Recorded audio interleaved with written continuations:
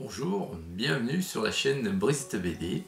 Aujourd'hui, c'est une vidéo mes sorties BD. Alors, je vais vous faire la vidéo des sorties BD qui ont eu lieu au mois d'avril. Alors, certes, je suis un petit peu en retard, mais voilà, il y a une actualité qui a été assez riche au mois d'avril. Alors, dans les séries et collections que je suis et que je fais.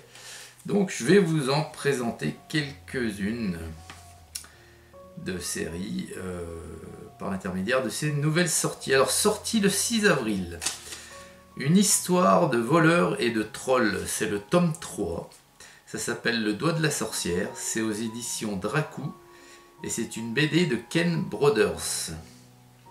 Alors ça, j'ai trouvé ça assez sympathique, assez rigolo. Je pense que c'est plutôt adressé à un public, un jeune public. Et les dessins, c'est de la fantaisie. Les dessins sont assez, entre guillemets, rigolos et enfantins, moi je trouve. Donc c'est plus vraiment un jeune public qui est visé ici. Ensuite, toujours le 6 avril est sorti Crusaders, le tome 4, ça s'appelle Spin. C'est donc aux éditions Soleil. C'est de Christophe Beck et de Leno Carvalho. Et ça, Crusaders, c'est une série de science-fiction, anticipation aux éditions Soleil. Donc il y a de très beaux dessins. Après, moi personnellement, je ne la fais pas parce que voilà, en science-fiction, anticipation, je suis plutôt moi sur la série Conquête et je me cantonne à une série parce que c'est pas vraiment mon domaine de prédilection.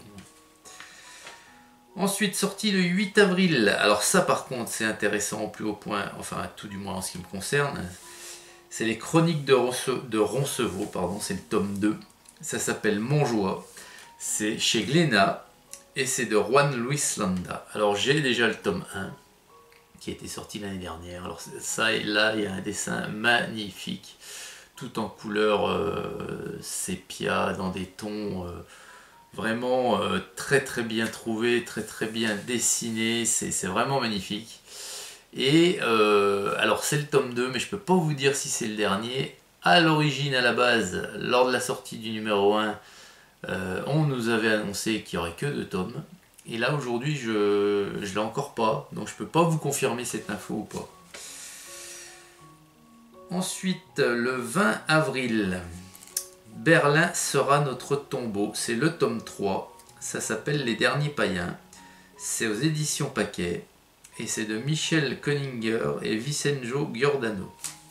Alors Berlin sera notre tombeau, j'avais feuilleté le tome 1 je crois. Alors c'est une série historique, hein. Berlin sera notre tombeau, bien sûr ça parle de la guerre 39-45. Et là pareil, c'est une histoire, c'est de l'historique, il y a des dessins qui sont très bons également, très jolis.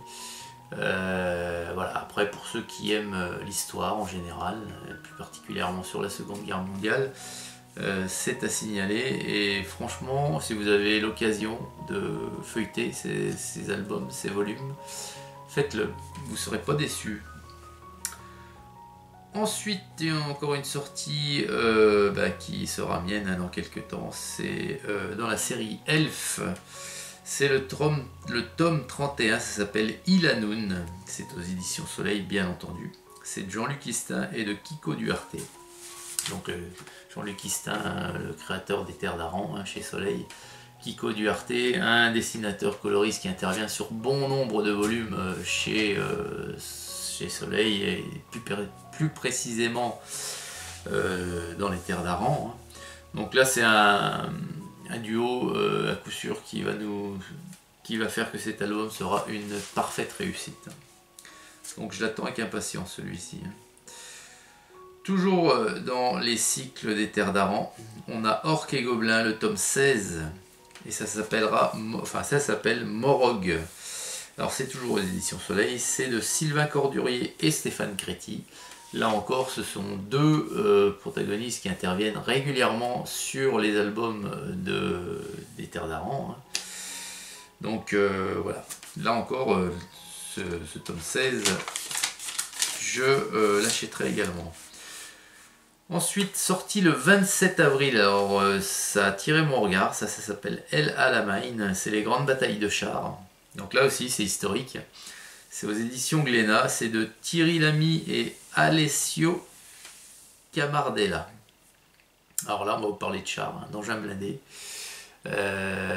Plus précisément là ça va être un char britannique, enfin une colonne de chars britannique. Et ça se passe, c'est la Maine, là c'est pendant, alors je ne vais pas m'avancer, mais il me semble que c'est pendant la guerre 39-45, mais dans la partie nord-africaine. Il y a encore là aussi de très très jolis dessins. Et puis un petit clin d'œil pour les sportifs, hein, sorti le 29 avril, SL Benfica, donc Sport Lisboa Benfica. C'est le tome 1, ça s'appelle Une flamme immense, c'est aux éditions Dupuis, et c'est de Ricardo Ferreira Venancio. Et ben, on va vous parler du club de foot de Benfica Lisbonne. Et c'est bon, c'est pas mal, ça court pas les rues non plus, les albums BD retraçant des histoires de foot. Je vous ai présenté il y a quelques semaines Eric Castel, qui était une vieille série BD des années 80. Et bien là, ça fait un peu, pas suite, mais bon, bien sûr, c'est dans le même genre. Et c'est assez rare pour être signalé. Voilà les amis, ça c'était les sorties du mois d'avril.